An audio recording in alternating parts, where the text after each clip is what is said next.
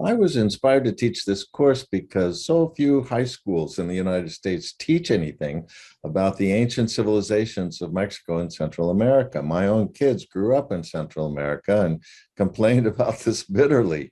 So I want to provide something that most of our incoming class won't have, which is a class that'll enable them to explore one of the great civilizations of antiquity that's right next door to our own country.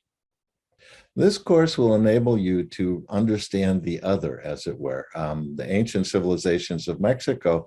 But also, I want you to walk away from this course understanding what's going on today in Mexico, because the past is present, as archaeologists put it, and there's an awful lot of the way that they approach the world and think about it and do things that derives from antiquity, including all of that delicious food. So I want you to come away with a new appreciation for all of the things that Mexico has contributed to the world.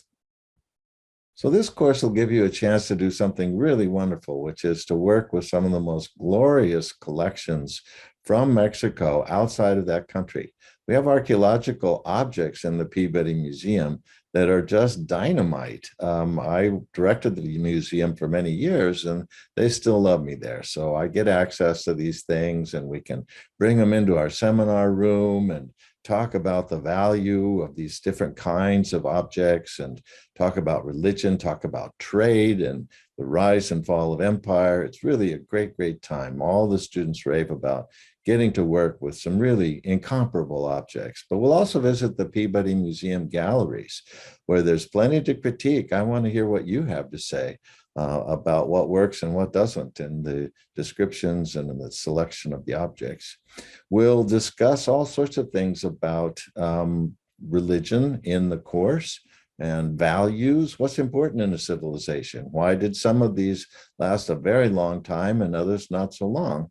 And that'll enable us to look at the broader picture. So I want you to be able to relate what you learn about civilizations in Mexico with the civilizations of antiquity in other parts of the world. What was this doing that was like Greece, like the film The Clash of Titans, like Rome or unlike Rome? How was it similar or different from China?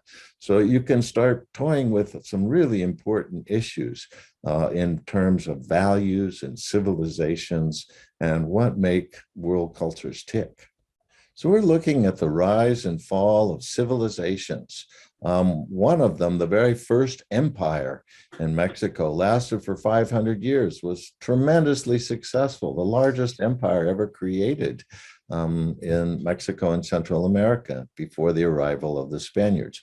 Why did it work so well versus the next one that only lasted a couple hundred years, the Toltecs of the site of Tula?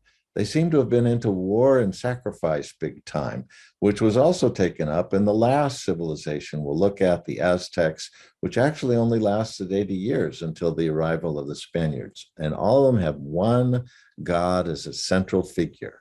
And the first one in Teotihuacan, the Feathered Serpent, sort of our mode of entry into this world, is a god of sacrifice and warfare.